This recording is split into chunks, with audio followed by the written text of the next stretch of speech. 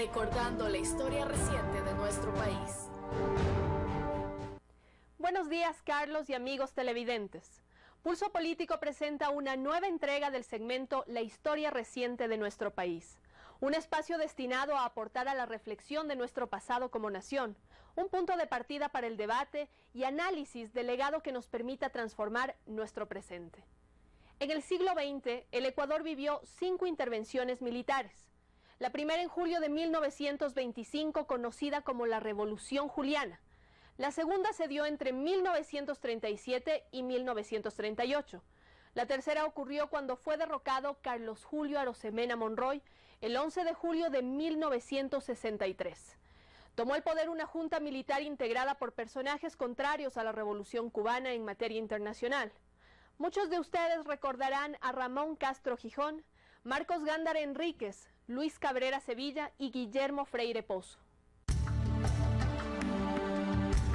Este gobierno fue duramente criticado por su autoritarismo y la represión ejercida. Mientras tanto, los agentes de la CIA aseguraban el futuro de esta junta. Estarán en el poder el tiempo necesario para terminar con la ola de terrorismo y subversión, y por el tiempo que demore resolver los problemas más urgentes del país. Esto lo harán no solo a través del desarrollo, sino también con una distribución del ingreso. Las principales reformas son la agraria, de impuestos y de administración pública. En este periodo se fortalecieron los lazos con Estados Unidos, a través de la suscripción de varios convenios, como aquel que permitió la pesca por parte de buques americanos dentro de las 200 millas de soberanía marítima del Ecuador. Frente a esto iniciaron las protestas de la ciudadanía, a pesar de que la Junta había prohibido este derecho ciudadano. Tras el retiro forzado de la Junta Militar el 29 de marzo de 1996, Telmo Vargas, general del ejército ecuatoriano, asumió el poder y dirigió el país por 36 horas.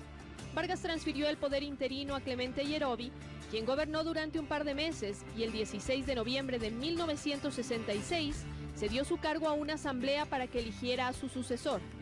Quien fue elegido como primer mandatario fue Otto Arosemena, un personaje particular en la historia del Ecuador, con una amplia participación en la vida política del país.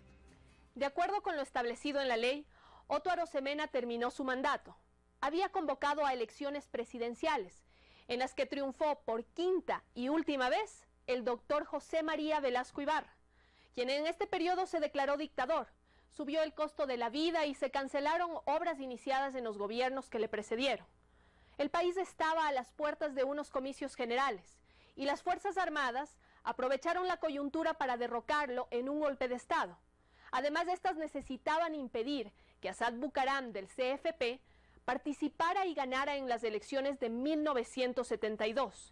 Es así que el 15 de febrero de este año, Ecuador vivió la 4ª intervención militar. Guillermo Rodríguez Lara, comandante general del ejército, asumió el poder con un gobierno que se autodenominó nacionalista y revolucionario.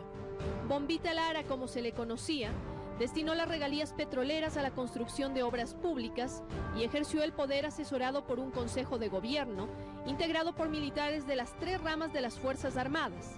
Gobernó con mano de hierro. En 1973 estalló una ola de protestas estudiantiles en Guayaquil. ¿Cómo olvidar a Rosita Paredes Jumbo, que militaba en el Partido Comunista Marxista-Leninista mientras participaba en una movilización del magisterio guayaquileño? Fue asesinada. Para el 11 de enero de 1976 se produjo una 5ª intervención militar y Rodríguez Lara fue presionado para que renunciara a su cargo. Fue sucedido por el Consejo Supremo de Gobierno, un triunvirato militar que recortó aún más los derechos de los trabajadores a través de una serie de decretos antiobreros. El restablecimiento del sistema constitucional por la vía de la voluntad auténtica del pueblo es incontrastable e irreversible. Recordemos la terrible masacre del ingenio azucarero Astra, ordenada por el ministro de Gobierno general Bolívar Jarrín Cagüeñas el 18 de octubre de 1977, donde se produjo la muerte y desaparición de un centenar de trabajadores en el tenebroso canal de riego del ingenio. Este triunvirato ejerció el poder durante 3 años.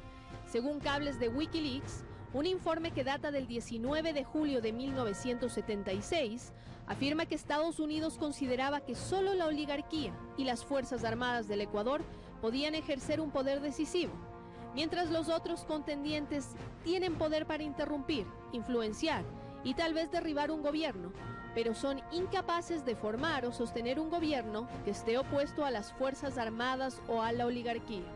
Prácticamente 2 décadas en las que se instauró en el país una era de gobiernos militares, dictaduras que gozaron de un periodo de riqueza petrolera y que registraron varias intervenciones nefastas e implementaron acciones de represión y sanciones, sobre todo encaminadas a los grupos de izquierda, a medios de comunicación críticos y a opositores que no congeniaban con sus propósitos.